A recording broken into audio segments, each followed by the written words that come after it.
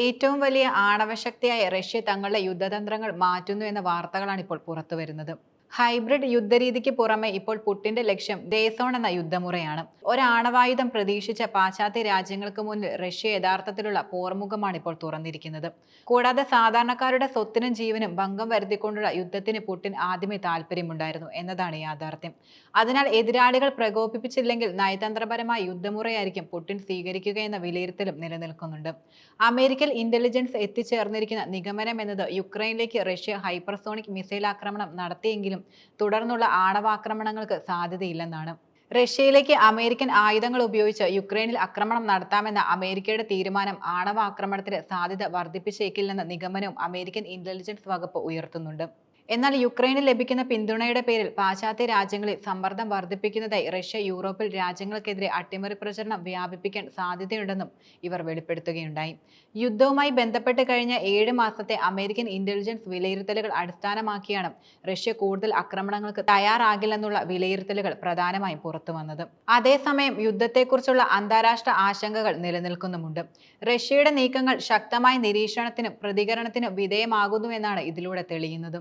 ആയുധങ്ങൾ സംബന്ധിച്ച് president Joe Biden തന്റെ നിലപാട് മാറ്റിയതിനെ തുടർന്ന് പുടിൻ തന്റെ തീരുമാനത്തിൽ ചെറുതായി അയവ് വരുത്തിയിരിക്കുകയാണെന്നാണ് ലഭിക്കുന്ന സൂചനകൾ. വിശകലന വിദഗ്ധർ പ്രധാനമായും കഴിഞ്ഞ ആഴ്ച റഷ്യ വിക്ഷേപിച്ച ഒരു പുതിയ ബാലിസ്റ്റിക് മിസൈൽ അമേരിക്കയ്ക്കും സഖ്യകക്ഷികൾക്കും ഒരു മുന്നറിയിപ്പ് മാത്രം ഉദ്ദേശിച്ചായെന്ന് വെളിപ്പെടുത്തിയിരുന്നു. അതിനാൽ തന്നെ പുടിൻ മറ്റൊരു ആണവ കേന്ദ്രത്തിന് തുനിയില്ലെന്ന വാദമാണ് ഇവർ ഉന്നയിക്കുന്നത്.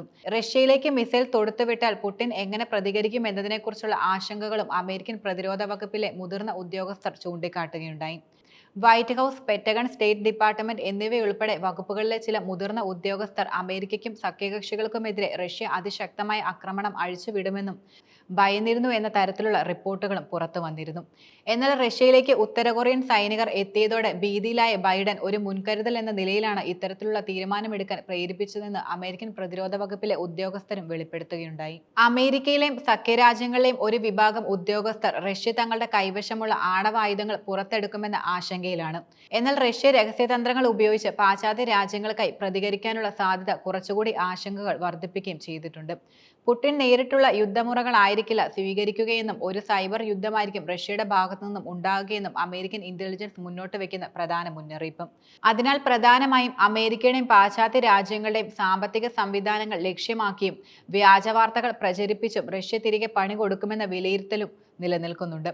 അതിനാൽ അമേരിക്ക വളരെയധികം ഭയപ്പെടുന്നുമുണ്ട്. ജോർജ് ടൺ സർവകലാശാലയിൽ യൂറോപ്യൻ പഠന വിഭാഗത്തിന്റെ ഡയറക്ടർ ഏഞ്ചല സ്റ്റെന്റ് റഷ്യൻ ചതുരംഗ തന്ത്രങ്ങളിൽ ഹൈബ്രിഡ് പ്രതികാരത്തിന്റെ സാധ്യത ചൂണ്ടിക്കാട്ടി രംഗത്തെത്തിയിരുന്നു. റഷ്യയുടെ ഹൈബ്രിഡ് യുദ്ധത്തിൽ തങ്ങളുടെ എതിരാളികളായെന്നുള്ള സൈനിക ആക്രമണങ്ങൾക്കൊപ്പം സൈബർ ആക്രമണങ്ങൾ, വ്യാജ വിവര പ്രചരണങ്ങൾ, തെളിവ് നശിപ്പിക്കൽ എന്നിവയും ഉൾപ്പെടുന്നുണ്ട്. അതുപോലെ യൂറോപ്യൻ രാജ്യങ്ങൾക്കുള്ളിൽ രാഷ്ട്രീയമായും സാമ്പത്തികമായും അസ്ഥിരത ഉണ്ടാക്കാൻ റഷ്യ ശ്രമിക്കുന്നതെന്ന് പ്രധാനമായും വിദഗ്ധർ മുന്നോട്ട് വയ്ക്കുന്ന മുന്നറിയിപ്പ്. അമേരിക്കയുടെ കണക്ക് അടിസ്ഥാനപ്പെടുത്തി ഉത്തര കൊറിയയിൽ നിന്ന് റഷ്യയിലേക്ക് 11,000-നും 12,000-നും ഇടയിൽ സൈനികർ എത്തിയിട്ടുണ്ടെന്നതാണ്.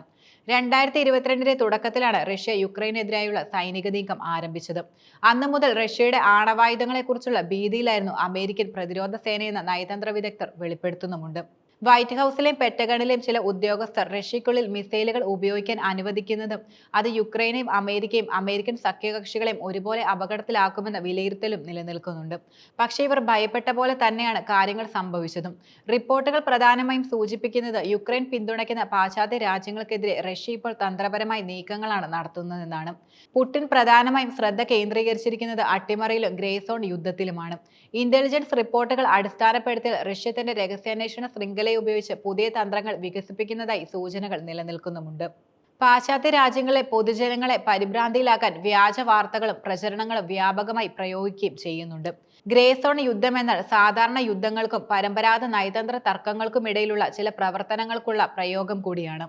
റഷ്യയുടെ ഈ ഗ്രേ സോൺ യുദ്ധതന്ത്രത്തിൽ കാലിടറി വീണിരിക്കുകയാണ് യഥാർത്ഥത്തിൽ അമേരിക്കയും സഖ്യകക്ഷികളും.